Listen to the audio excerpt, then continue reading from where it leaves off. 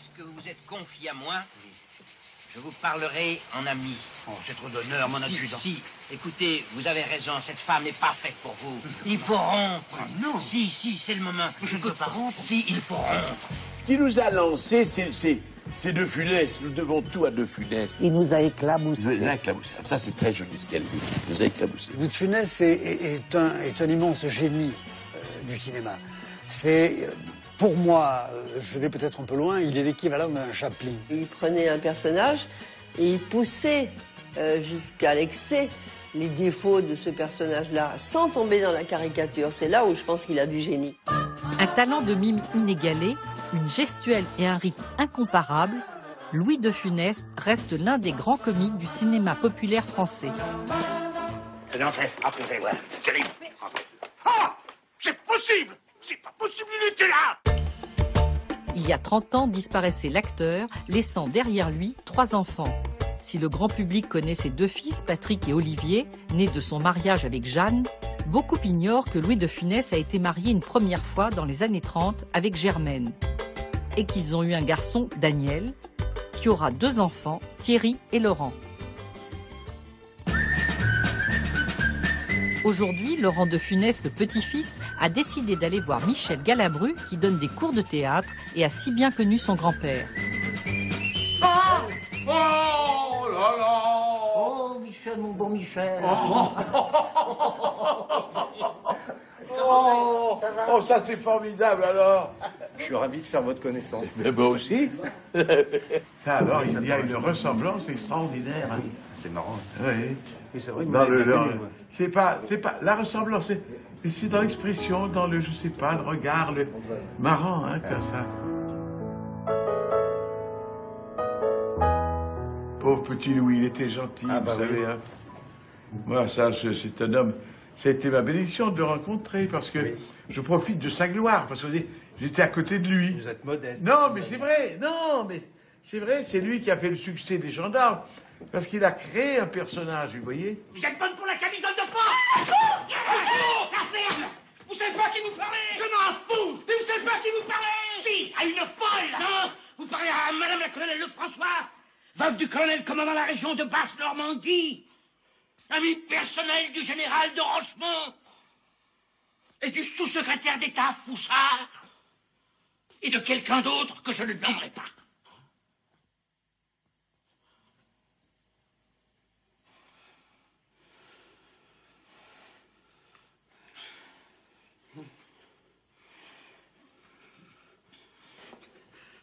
Elle est toujours là.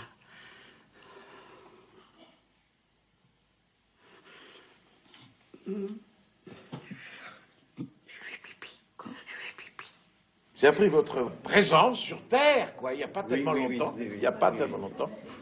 Ça, c'est pas vieux du tout. C'est pas.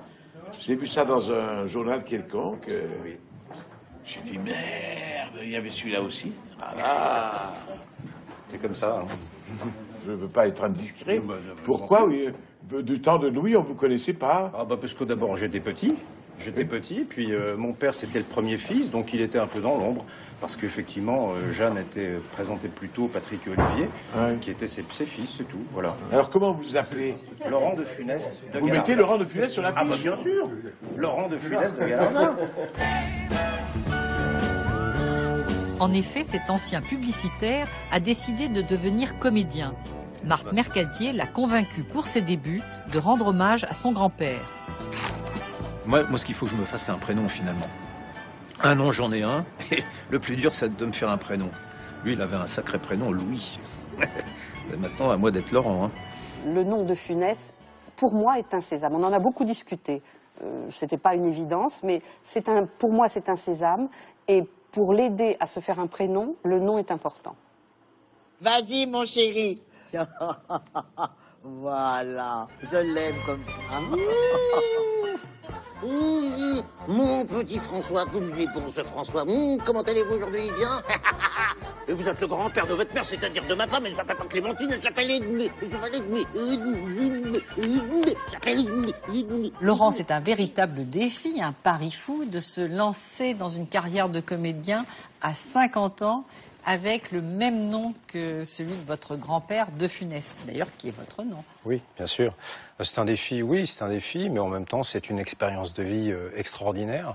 Quand on a mon âge et qu'on finit par se dire, mais tiens, qu'est-ce que je vais pouvoir faire d'autre, qui me plaise vraiment, qu'est-ce que j'ai eu toujours envie de faire, j'en rêvais, je le fais. Vous en rêviez enfant ? Oui, c'est un rêve d'enfant, mais un rêve contrarié, bien évidemment, par une situation familiale, par un nom lourd à porter. Difficile de se positionner dans une famille où il y a déjà un monstre sacré comme Louis, et de se dire finalement, d'oser lever le doigt, dire « je voudrais faire de la comédie ». Et là, on s'attend à toutes les foudres, c'est normal. Commencer en reprenant le rôle de votre grand-père et donc en reprenant ses mimiques, même si c'est un hommage à votre grand-père. Voilà. Là, vous cherchez des bâtons pour vous faire battre. Non, pas du tout. J'explique bien que c'est une première fois et que les prochaines fois ne seront pas comme ça. Allez, vous savez jouer la comédie? Pour Marthe Mercadier, ce n'est pas la première fois qu'elle joue avec un De Funès. Il y a 60 ans, c'est elle qui avait déjà offert à Louis De Funès l'un de ses premiers rôles au théâtre dans La Puce à l'oreille. À cette époque-là, il était engagé comme figurant. Et le soir, il jouait du piano dans les bars.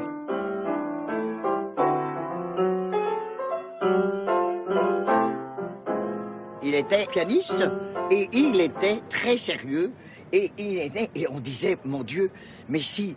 Mais comment peut-il être si sérieux, si comme ça, et ne jamais nous regarder et ne jamais s'apercevoir à quel point on le trouve fabuleux? Parce que nous, on pleurait de rire,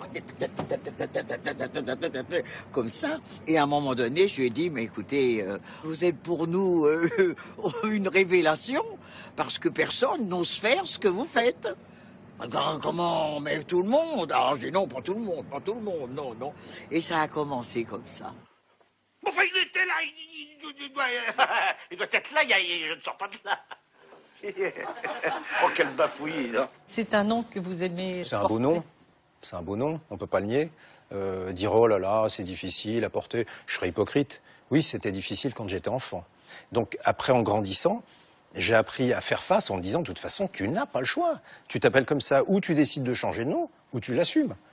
Et c'est un nom qui était aimé, apprécié des autres, aimé, sujet à moquerie. Aimé. Sujet à moquerie, absolument. Je me rappelle d'un professeur, une femme, qui m'avait traumatisé lorsque j'étais enfant. Elle ne pouvait pas blairer mon grand-père, et moi, elle m'avait pris en grippe.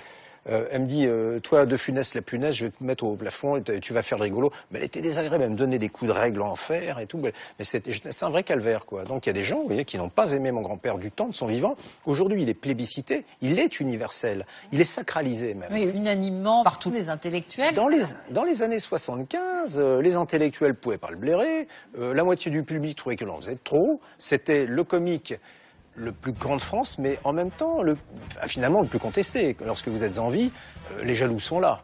Lorsque vous êtes mort, vous devenez iconique. Fabuleux, la mort. Le décès, pour ça, c'est extraordinaire. À l'occasion des 30 ans de la mort de l'acteur, la ville de Courbevoie, dont est originaire Louis De Funès, lui a rendu hommage avec une exposition d'affiches de films. Hibernatus. Ah bah ça, superbe. Des répliques cultes. Il raconte comment est morte sa femme. Donc, elle est morte comme ça, il gonflé. Mais vous faites bien. En une quinzaine d'années et une trentaine de films, Louis De Funès a fait rire plus de 150 millions de spectateurs en salle. Un triomphe tardif rencontré à 50 ans quand il a tourné successivement en 1964 Fantomas, Le gendarme de Saint-Tropez et Le Cornio avec Bourvil. Je me présente, De Funès. Le Bourvil. Ça va, oui. Ça va. Vous avez pensé à ce que vous allez faire dans ce film, hein? Oui. Oui. Moi, j'ai quelques bons trucs, je crois que... Hein, tu veux dire? Je dis que j'ai quelques bons trucs. Ah oui. Vous savez ce geste-là, ce que ça veut dire? Hein? Dites, regardez. Vous savez pas? C'est un ver de terre qui prend son virage. Jean-Jacques Gelot-Blanc a publié en 2011 une biographie qu'il devait écrire avec le père de Laurent, Daniel De Funès, aujourd'hui très malade. Dans ce livre, il lève le voile sur le secret le mieux gardé de la vie du comédien. Je me suis dit que c'était bien de révéler au monde entier, à la France entière, et à beaucoup de gens qui l'ignoraient, que Louis de Funès, contrairement à l'idée reçue, n'avait pas 2 fils, mais avait eu 3 fils. Et que ce fils aîné, Daniel, était là, existait bien, mais qu'il n'avait jamais voulu parler. Daniel, il y a quelques mois, en 1937, là, je ne comprends pas qu'on ait pu cacher cet épisode de sa vie-là. Bon. Je dirais, l'image que donnait Louis de Funès n'était sans doute pas l'image d'un homme divorcé, et il n'est peut-être pas bon de montrer qu'il y a eu une première famille, une première femme, un premier fils. Donc effectivement, il y a eu un peu une mise à l'index et on n'a pas envie d'en parler. On cache, comme on l'a caché à une époque, un enfant adultérin. Comment on vit le fait de porter le nom de Funès et en même temps d'être un peu la famille de l'ombre, presque la famille cachée, même si votre père a été un fils reconnu, né d'un premier mariage, tout ça très, très officiellement. Oui, très officiellement. Et je tiens à dire, pas un mariage, comme ça a pu être dit dans certaines biographies, un mariage à la sauvette, ou pas du tout. Mon grand-père et ma grand-mère étaient très heureux. D'ailleurs, ils ont vécu plusieurs années. Plusieurs années, tout allait bien. Il a passé la guerre qui les a séparés, ils étaient copains, machin. Bon, c'était la guerre, ça a défait beaucoup de couples. Mais c'est pas grave, ça sur le fond. Et comment le vit-on après ? Alors nous, on le vit quand on est enfant, un peu curieusement parce que effectivement, on voit peu ce grand-père. On en entend parler plus finalement dans la presse qu'on ne le voit. C'est notre famille, mais en même temps, il est aussi dans une autre famille. Donc il y a une division, une part et un partage comme ça qui est pas évident. En même temps, c'est une star. C'est une star. Alors en même temps, les stars, on sait qu'on les voit jamais. C'est arrivé à plusieurs. C'est troublant. C'est troublant lorsqu'on est jeune parce qu'on se dit, bon, là au téléphone c'est bien, quand est-ce qu'on le voit? Alors on le voit une fois mais on peut pas le voir, pourquoi on se fait pas un truc à la maison? Pourquoi on se fait pas finalement des dîners de famille, des repas de famille? Alors ça c'est un truc qui vous turlupine, comprenez? Puis s'installe une espèce de chape de plomb où vous comprenez qu'il y a un truc entre les deux familles, chacun joue son jeu, et vous, on vous demande pas votre avis. Vous êtes enfant. On est enfant, on ne demande pas notre avis. Et ça, personne ne s'en préoccupait. Et je dis bien personne, sauf lui. À des moments, il appelait « Comment vont les enfants ?» Et la séparation des parents de Laurent et de son frère Thierry en 1971 éloignera encore plus les petits-fils de leur grand-père. Ce qui s'est passé, c'est que je pense que d'abord, il était très aspiré par ses obligations professionnelles. Quand vous savez qu'il jouait parfois 3 ou 4 films par an, c'est monstrueux, quoi. Il n'y a plus de vie à lui, quoi. Alors la vie qui lui restait, il l'avait effectivement chez lui, là où il vivait à ce moment-là, quoi. Donc c'était pas facile de le voir. Alors mon père, il me dit, il a changé le château, tout ça, ce côté un peu plus strict, très monsieur. Il me dit, c'était plus lui. L'amour des fleurs, ça réapprend le temps de vivre. Hein. Oui, ça redonne le sens, le rythme de la vie, le vrai rythme de la nature qui est calme, qui est lent, qui n'est pas pressé. Voilà. Ce que nous n'avons pas dans les grandes villes. Est-ce que vous n'avez pas au cinéma? Hein? Ah, au cinéma, c'est un autre rythme. Là, je vais beaucoup plus vite, là. C'est un rythme de fou, là, sur les fous. C'est joué par des fous, dirigé par des fous. Oui, oui, oui. C'est Gabin qui me essaie de dire, regarde, c'est des dingues. Et votre père faisait souvent référence à Louis de Funès, à son propre père? Non. Non. Lui, il le voyait comme Louis, mais pas la star. Il en parlait peu, dans le fond. Il le gardait pour lui. Ça a été très dur, même moi, d'avoir des conversations avec mon père, jusqu'à maintenant. C'est pour vous dire.